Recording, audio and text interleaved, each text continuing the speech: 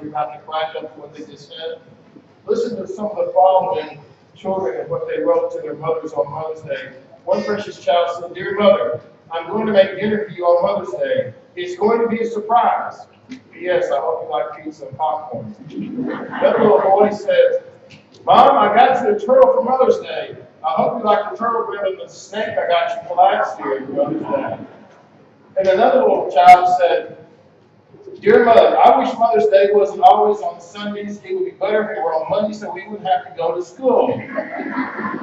Another child, "Dear Mother, I hope you like the flowers I got you for Mother's Day. I picked them myself when the neighbor wasn't looking." And then there's this one. This is a good one. "Dear Mother, here are 2 aspirins. Happy Mother's Day." Irma Bombeck, she was a great writer. She wrote the following about her family. She said, "For the first 4 to 5 years, and after I had children, I considered motherhood a temporary condition, not a calling. It was a time of my life set aside for exhaustion and long hours. It would pass. Then one afternoon, with 3 kids until I came out of the supermarket, pushing a cart with 4 wheels that went in the opposite direction. When my little son, my father's son, got away from me." That's probably never happened to any of you all out there. "And just outside the door, there was this huge glass dome bubblegum machine. And in a voice that could have shattered the glass, he cried out, 'Give me, give me!' And which Irma Bombeck said, 'I'm going to give you what for if you don't get in the car.' I physically tried to pry his body around that bubblegum machine, and he pulled the entire thing over. Glass and bubblegum went all over the parking lot. By now, we had a small crowd staring at us. I told him, 'You'll never see a cartoon as long as you live again. And if you don't control your temper, you're going to be making license plate in the state penitentiary.'" Now, he tried to stifle his cries as he looked at the staring crowd. And then Irma said this, "He did something that I was to remember for the rest of my life. In his health quest for comfort, he turned to the only one he trusted with his emotions, me. He wrapped his arms around my knees and he hung on for dear life. I had humiliated him, I had directed him, and yet I was still all he had," she said. That single incident, she wrote, identified my role. I was a major force in my child's life. She goes on to say this, "Sometimes we forget how important stability is to a child. I've always told my children," this is good, "the easiest part of being a mother is giving birth. The hardest part is showing up every day."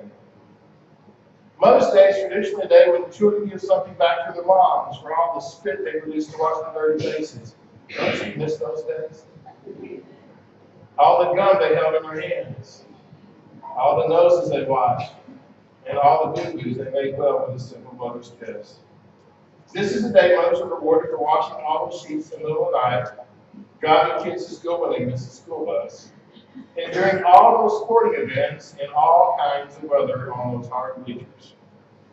It's Appreciation Day for making your children finish something they couldn't do, and not believing them when the child said, "I hate you," or sharing the good times is bad.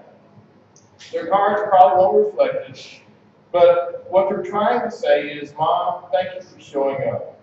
End quote. Can we agree that we thank God for the mothers who showed up in our lives many, many times? I mean, where would we be without these dear mothers? This morning, we're going to look at a mother who had a unique situation, a very unique home life. In fact, as we're going to read and understand the story, this was a young lady who shared a home and shared a husband with another woman in the home. A woman who gave her heart and time, and yet she was also sharing her love and affections as he was with another woman in the home. And this woman endured yearly ridicule. And she had a condition that so many of us have experienced, or know some people that have experienced, that is, she desperately wanted a child, but for whatever reason, she couldn't have a child. And that was weighing heavy on her heart as well. But all that changed one day. All that changed one day when she went to the temple and prayed. Moms, let me ask you today, before you leave, will you pray? Will you take that specific burden that you have on your heart this morning, and will you bring it before God? Because as we're going to see, the change that can take place in your life can happen when you simply open your heart and pour out your heart to Almighty God. Let's look at the story of Hannah in chapter 1, verse 1 and following. Let's look at her home life. Now, there was a certain man from Ramathaim from the hill country of Ephraim. His name was Elkanah, the son of Jeroham, the son of Eliud, the son of Tohu, the son of Hu, an Ephraimite. He had two wives. The name of one was Hannah, and the name of the other was Peninnah. And Peninnah had children, but Hannah had no children. So she's married to Elkanah. She shares him with another woman in the home. And this other woman has children. She has sons and daughters, we read. Wonder how she must have felt to share her emotions, her affections, and yes, her time with her husband, with another woman in the home. I mean, how did that impact her? How did that impact the family relations?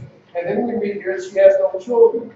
And scholars tell us back in that culture that in those days, a Hebrew man's posterity, his descendants, basically was bound up on whether he had a son or not. So consequently, a woman in that culture was looked on as having maybe a curse from God if she had no children. So it's kind of hard for us. I want to kind of give you a background to try to help you wrap your mind about it. It's hard for us to imagine how devastating her home life probably was. I mean, she must have those spiritual moments with God. No doubt she did. I mean, she felt socially disgraced because she lived in a culture where she had no children, and there was that consideration that people judged her. She was sharing her home, sharing her husband with another woman. It must have been an unbearable home life that this dear sweet lady was going on. But that was her situation. Listen very carefully. What's your situation? We're here to worship God. We're here to praise Him and to pour out our hearts to Him. What's your situation, brothers? What is it that you are bringing before God this morning in humble prayer? I mean, what is that specific word that you're talking to God about right now? At least I hope you are. I hope and pray that you're, like Hannah, bringing a specific burden to God this morning in prayer, each and every one of you. Her situation brought her sorrow. Look at the following passage, verse 3. Now this man would go up from the city yearly to worship and to sacrifice to the Lord of hosts in Shiloh. And the two sons of Eli, Hophni and Phinehas, were priests to the Lord there. And when the day came, Elkanah sacrificed to give portions to Peninnah his wife, and to all her sons and her daughters. But to Hannah he would give one portion, for he loved Hannah. But the Lord had closed her womb. And her rival, however, would provoke her bitterly to irritate her. Bitterly to irritate her. Hannah is heartbroken. There's no doubt about it. She is heartbroken condition. I mean, she receives different treatment in her home. Understand her home life. On the one hand, she's receiving this reassurance from Elkanah in her home. I mean, look at this passage here. He loved Hannah, and he would give her one portion. Now, he also, later on in the passage, he tries to comfort her. Am I not more to you than 10 sons? Now, 10 sons in those days represent a family that was complete. One of completion. But here, listen to me, guys, for just a second. Reading in between the lines, we get an idea that this guy hasn't got a clue how she feels. Doesn't have a clue, doesn't understand how she feels.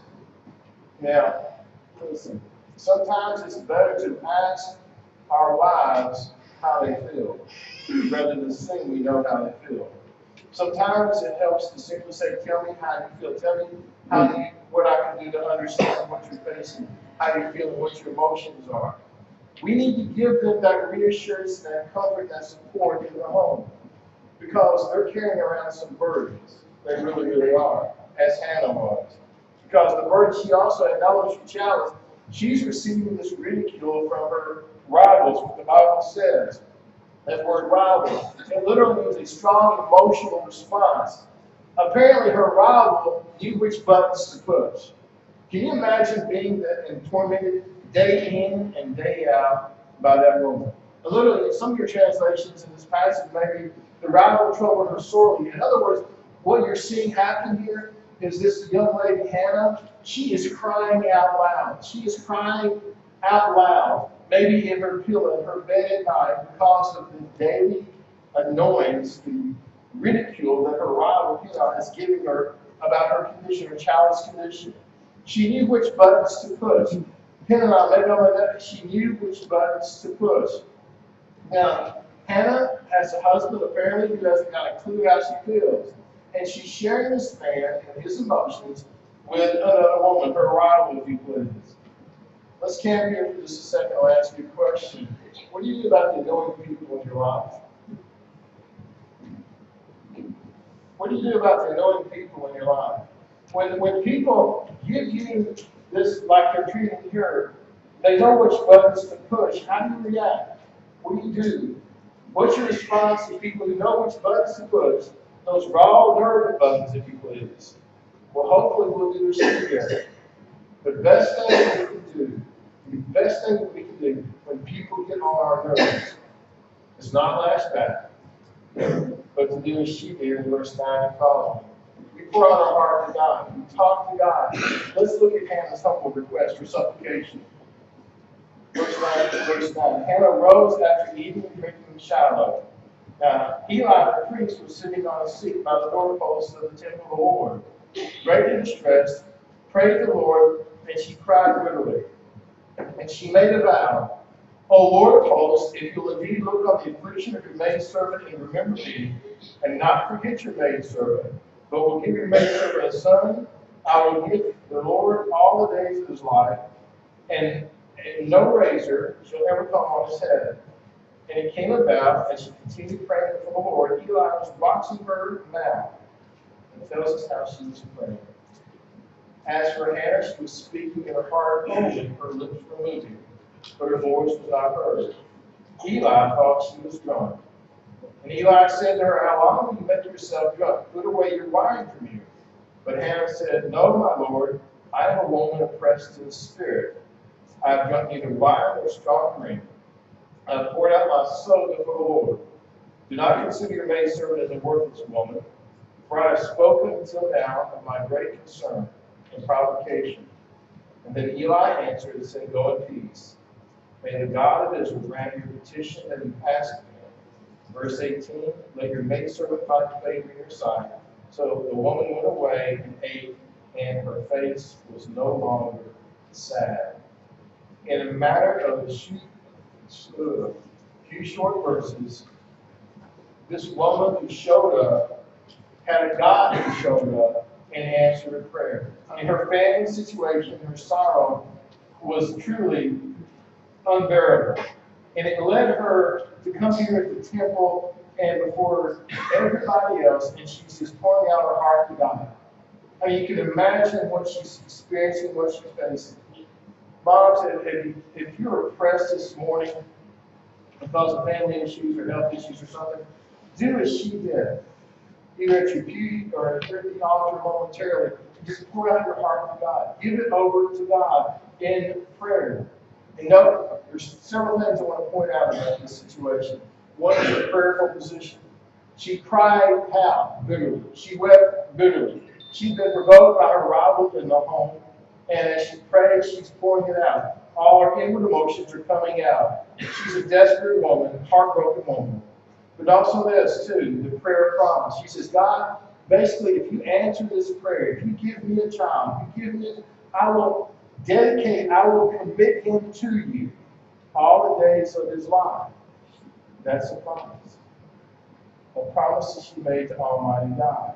And she also said that no razor is going to touch his head. That's the Nazarite vow, basically saying that I'm going to teach him specific values, godly values, if you'll give me a child.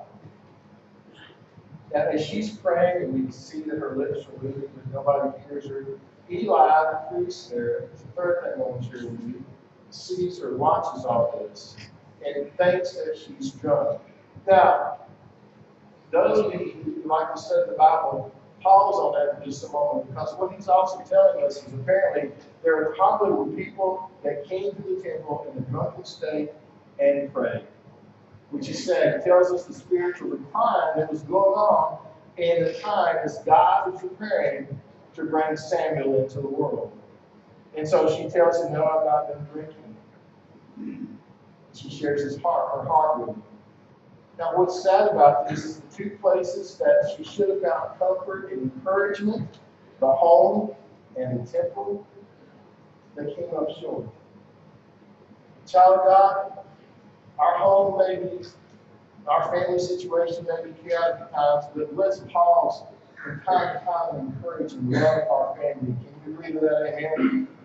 And church, on any given service, whether it's Sunday morning, Sunday night, midnight, whatever, any type of fellowship that we have, let's see what we can do to encourage one another, because the people around you are carrying some emotional burdens, not only to God, but maybe a few others. And this ought to be a place where they find love and joy and encouragement, not judgment, not ridicule, not condescension, but to lift them up. What did Jesus say? Tell me, church. By this, they'll know you're my disciples if you what? Love one another.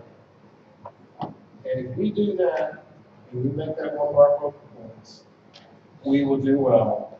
This woman followed her prayer. And see, this is the way God works. Y'all believe in the power of prayer? I hope so. Because when you see happening, she poured out her heart to God. She showed up. She was sincere. And the Bible tells us that she went away and she gave, and her face was no longer sad. Why? Because that quality time with God changed her. As it will change all of us if we pour out our heart to God and make it the best we can. Ruth Graham, in one of her devotions, talked about, those quiet moments with God. She said, you may have 30 seconds, you may have 3 minutes, but that will be time well spent with God if you'll focus on that time, that so-called spare time all throughout the day. It'll be better for you. This morning, I'm going to hope and pray that many of you who have these burdens, concerns, that you'll hear at the altar. Maybe get your pew and simply say, God, this is how I feel. And you give it over to God. And God will hear it. God will answer it. Why is it? Because God loves you. He loves heaven. And our hope and prayer is that before you leave this service today, that you will do that and let God show you what kind of God that He is. Pour your heart out to God. Now, later on, we'll see the prayer was answered in verse 27 and following. God answered her prayer. And she gives birth to a son, and she names him Samuel, which means heard by God. She was honoring God in the name of her son. And she probably nursed him until he was about 3 years of age. Well, I understand this. As the time came, moms, put yourself in your place. The home life that you endured, the ridicule that you endured, the sharing of affection with another man, another woman in the home. This son is all you have. You're only a child. And you can imagine that child was loved and nurtured. And the time came. She honored her commitment, her promise to God. She brought that child Samuel to the temple. And she would visit him. And on one occasion, she brought to him a special robe that she had made. It's a beautiful story. It's a story that really happened because on one occasion, she showed up in the temple and she simply had a prayer. And her life was changed forever. Because of a particular prayer on a particular day. Your life can be changed forever this morning, on this particular day, on the way you talk and listen to God. In a few moments, we're going to have a hymn. We give that hymn to you as an opportunity to respond to God's lead. Some of you can sing, some of you probably can do this hand. Just pour out your heart to God. Either there at your pew, or here at the altar. Maybe you want to bring a family member with you this morning and say, you know what? I just feel God's leading to do this. Let's go. Let's pray. Let's talk to God about this issue in our lives, in our family, whatever the case may be. Because if you're sincere, as we've just seen here, God will honor that. Do you believe that? Okay, that was a little weak on that. Let's talk with God.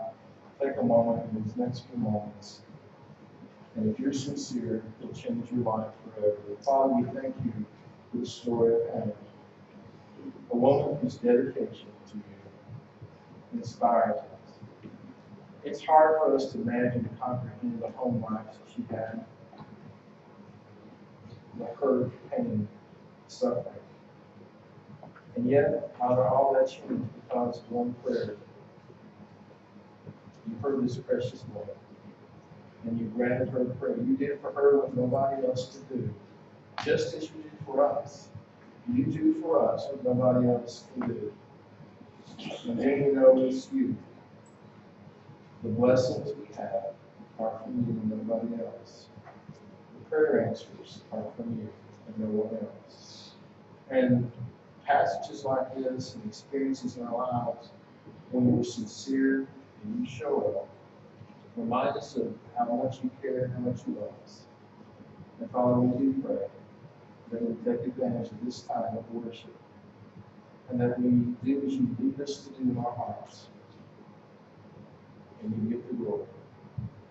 In Jesus' name, amen.